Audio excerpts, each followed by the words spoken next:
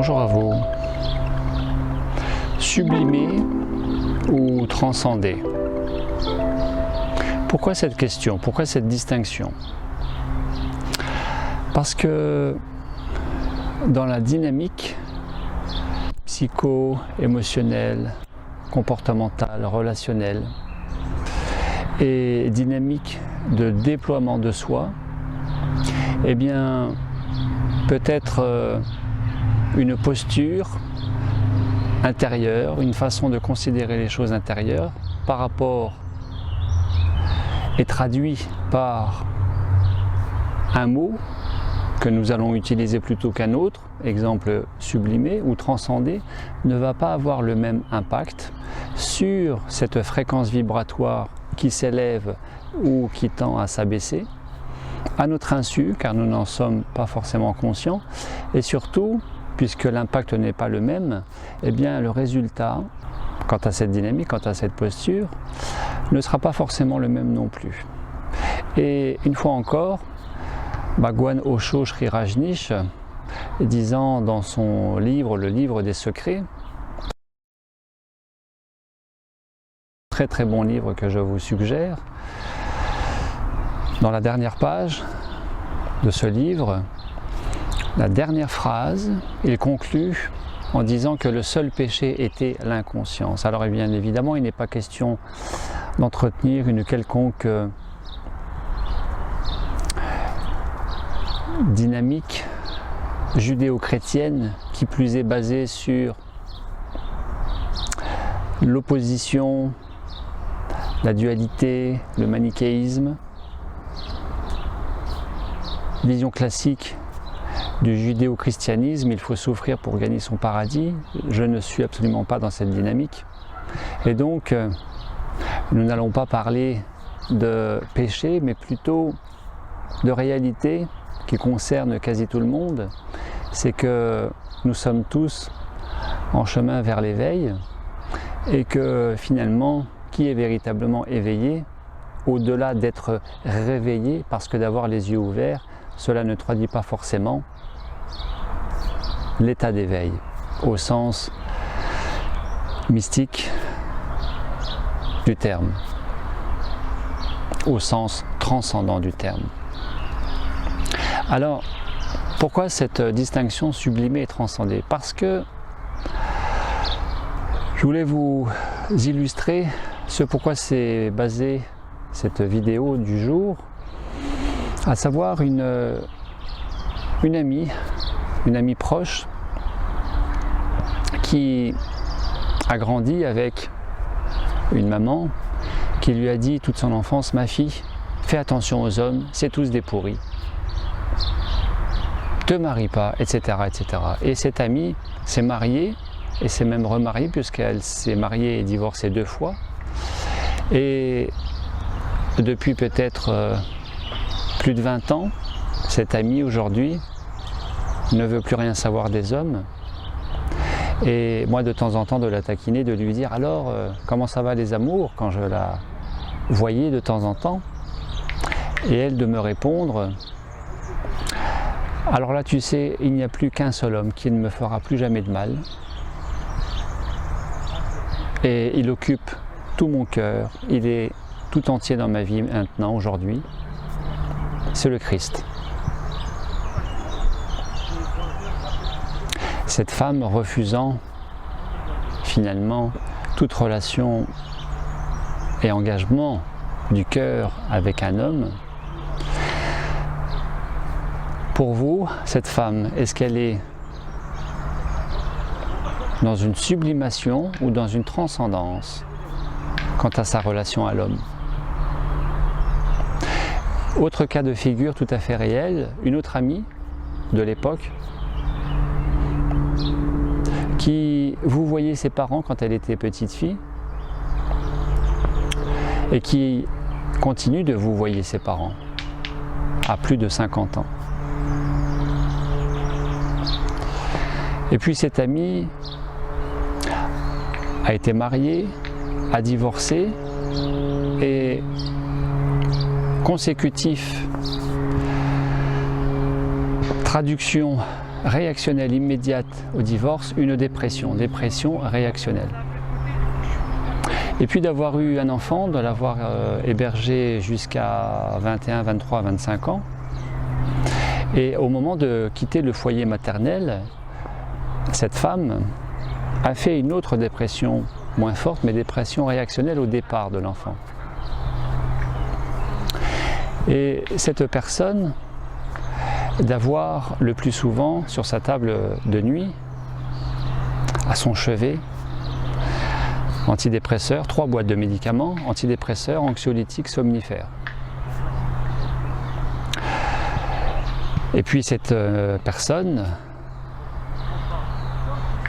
au même titre que la première dont je vous ai parlé, de réagir de la même sorte, à savoir, quand bien même, évoluant dans un milieu professionnel ultra représenté par la gente masculine,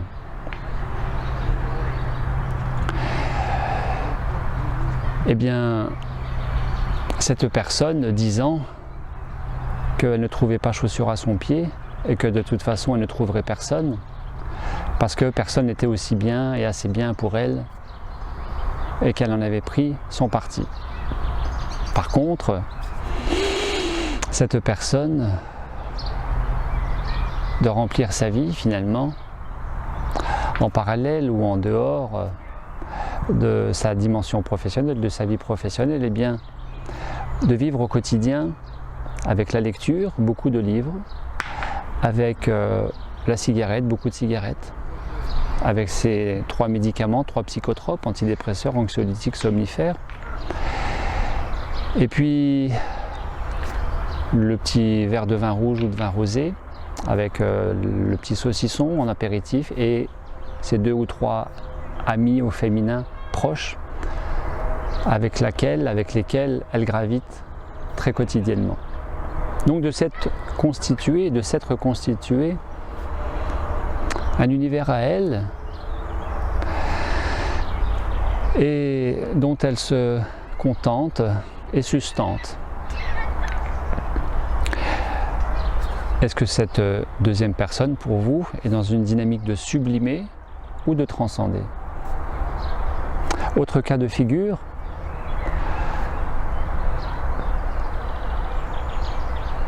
une stagiaire qui a fréquenté une session en pause alimentaire de nourriture en conscience, nourriture pranique,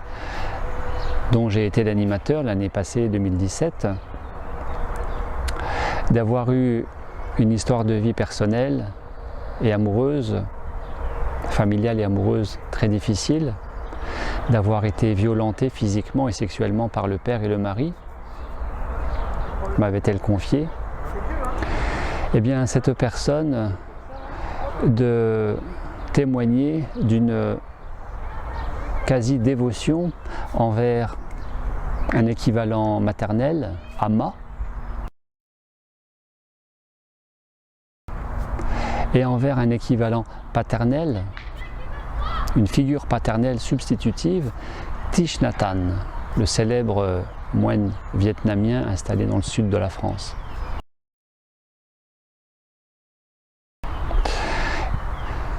Est-ce que cette stagiaire est dans une démarche de sublimation ou de transcendance à l'homme? Bien évidemment, vous manquez d'un petit peu plus d'éléments pour faire votre choix quant à sublimer ou transcender dans ces 3 cas de figure. J'aurais pu aussi vous évoquer le cas de ce stagiaire homme qui, dans les quelques secondes qui ont démarré une pratique guidée de méditation pranique, il y a 2 ans, en stage, dans les Vosges, avait-il confié au groupe, en débriefing post-séance de méditation pranique, qu'il avait été très perturbé en début de pratique par l'omniprésence insistante de sa sœur, entre guillemets, dans sa tête, et qui le perturbait quant à suivre et vivre cette imprégnation, cette guidance, cette méditation pranique énergétique. Et d'avoir précisé qu'à ce moment, avec ces mots-là, de préciser qu'il avait mis sa sœur de côté pour se resituer, recentrer sur la pratique, et plus que de la mettre de côté, avait-il dit qu'il l'avait transcendée. Il avait transcendé sa sœur pour vivre la méditation pranique. Or, de la mettre de côté, de baisser le rideau pour ne plus penser à elle, sachant qu'il a été battu physiquement, maltraité par sa sœur pendant son enfance, et que ça constitue des souvenirs plus que désagréables et qui reviennent, a priori souvent, régulièrement, dans sa sphère mentale, dans ses souvenirs. Eh bien, une fois encore, est-ce qu'il a plutôt sublimé ou plutôt transcendé? Alors, qu'est-ce que voudrait dire sublimer? Sublimer, on peut y amener une approche chimique qui constitue une opération de transformation des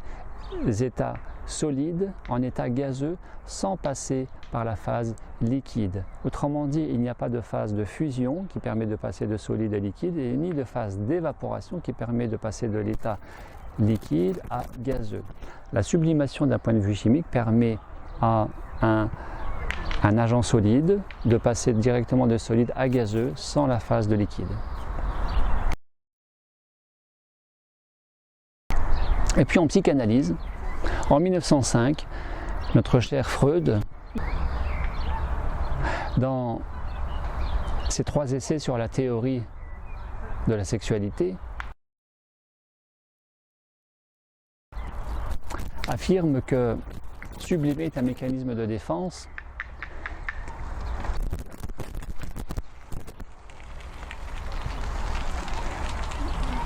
qui permet de contourner une pulsion sexuelle ou agressive, une pulsion de sexualité ou d'agressivité, de la contourner pour la consacrer, puisque pulsion sexuelle ou d'agressivité étant réprimée par la société, permet alors d'être valorisée par cette même société en se consacrant en une cause plus noble, de façon plus classique, le sport chez les adolescents, l'expression artistique, littéraire, musicale. Bien évidemment, l'avantage, c'est que la pulsion est évacuée, c'est qu'elle est acceptée en société et même valorisée, et que cela permet de rester dans sa prison dorée sans forcément remettre en question quoi que ce soit, qui plus est parce que c'est valorisé. Inconvénients principaux de la sublimation, de toute conduite appuyée, basée par la sublimation, eh bien sûr, le problème initial n'est pas réglé, puisqu'il est contourné. Bien sûr, cela peut évoluer à bas bruit, peut évoluer de façon plus marquante, conséquente, générer d'autant des conduites de compensation, alimentaires ou autres, liées à une volonté de transgresser cet interdit de pulsion liée à la pulsion sexuelle ou à la pulsion de l'agressivité, et donc peut évoluer à bas bruit, et une fois encore,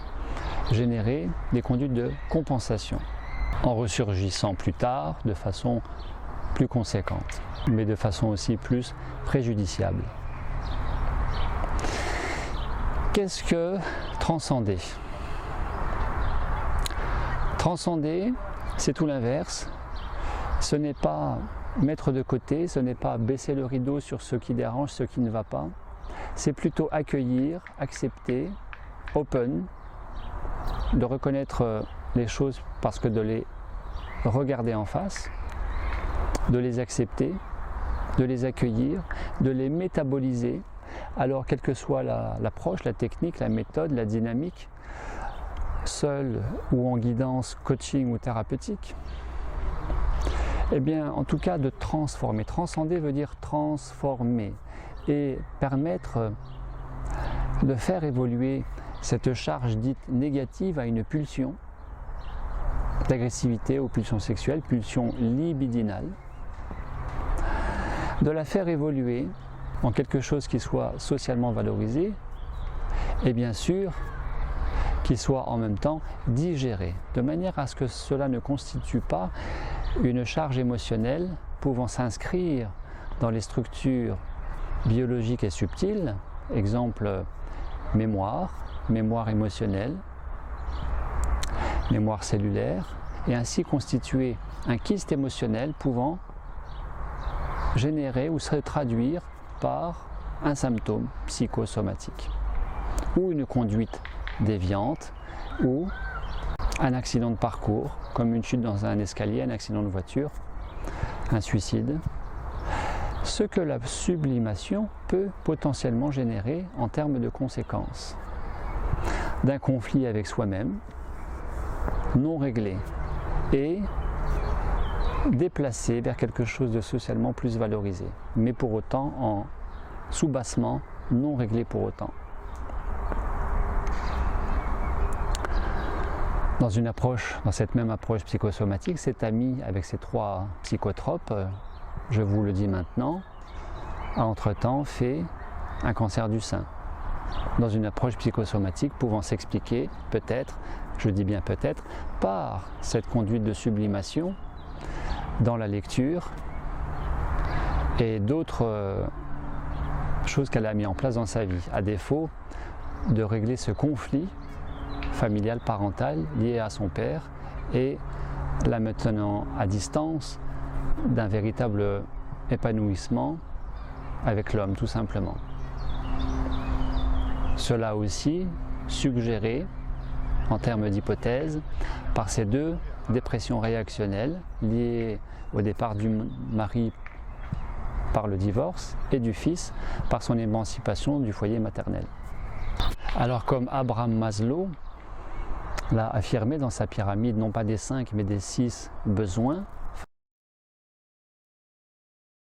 fin des années 69-70, nous sommes tous, nous autres les humains, concernés par une possible quête de transcendance qui constituerait le 6e besoin de la pyramide de Maslow, besoin de transcendance. Parce que soit nous nous identifions à la matière, au corps, et commence alors la frustration, la limitation et donc la souffrance, parce que de s'identifier via les 5 organes des sens à la tridimensionnalité, à la dimension matérielle de la vie, soit nous nous désidentifions et plus que de traverser, nous nous laissons traverser par ce regard, cette approche intérieure en conscience au travers de la tridimensionnalité, au travers de la matière, par le biais des 5 sens. Et ainsi nous pouvons peut-être vivre une dimension supérieure de l'ordinaire de chaque jour qui devient alors extraordinaire, comme l'a suggéré Paulo Coelho dans l'Alchimiste.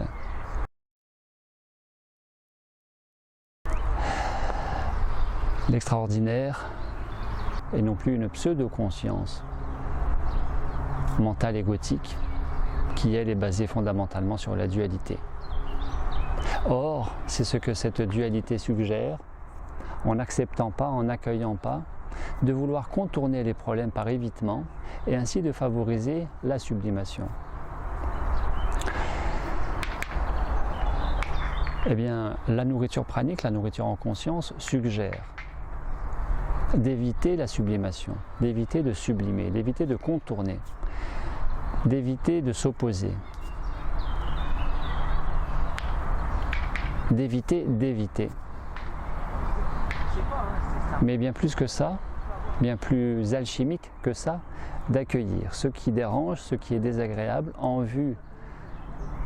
de le transformer, le transmuter, le transcender par cette capacité aimante du cœur à accueillir et dans une vision, dans un paradigme métaphysique du meilleur alicament qui puisse exister, l'énergie du cœur, l'énergie d'amour qui, paraît-il, permet de guérir de tous les maux. Tel a été en tout cas ce qu'un médecin gastro-entérologue, alors que j'étais encore étudiant infirmier à l'hôpital de Saint-Dié en 92-95 en examen de coloscopie dont j'ai été témoin parce que j'étais en stage infirmier en deuxième ou en première année. Eh bien, ce médecin en train d'opérer avec une coloscopie ce patient allongé en position latérale devant moi dans cette salle d'examen, ce médecin revenant du Tibet, en voyage au Tibet, et donc très inspiré par l'état d'esprit oriental propre au Tibet et aux Tibétains, eh bien d'affirmer en plein examen de coloscopie que finalement seul l'amour pouvait guérir de tout. Transcender ou sublimer. Alors, bien sûr, la confusion, elle est aussi probable du fait que sublimer contient le mot sublime, mais sublime, c'est quelque chose de différent de sublimer, et une réalité non acceptée et sublimée n'est pas sublime, forcément sublime pour autant, a priori, a posteriori, alors qu'une réalité qui dérange, quand bien même qui dérange, qui est désagréable, qui alimente le désalignement de ces quatre corps, physique, mental, émotionnel et spirituel, qui nous désaligne, qui nous baisse en fréquence vibratoire, mais parce qu'elle est accueillie avec le cœur, dans une conscience d'unité, et de se laisser traverser, comme je l'ai suggéré dans plusieurs vidéos, de réaliser le test du pincement du bras, et d'accueillir ce qui dérangeait, parce que la conscience intègre, métabolise, transforme alchimiquement, transmute l'inférieur en supérieur, et bien transcender permet, grâce à ce faire et de ces faire, en conscience, de danser la plus belle danse qui puisse exister, au-delà de la valse, du rock, de la salsa, etc., du tango, de se laisser danser par la danse de la vie, et ainsi dans un état modifié de conscience, de vivre la transe en danse. Tel serait peut-être le secret de la nourriture pranique. Nourriture en conscience, pleine conscience, conscience d'unité, conscience du cœur, qui transmute tout obstacle, tout désagrément, toute impossibilité en véritable possible, et ainsi d'être nourri en conscience, non plus de la chimie des aliments, mais de l'alchimie des éléments. Merci à vous. À très bientôt.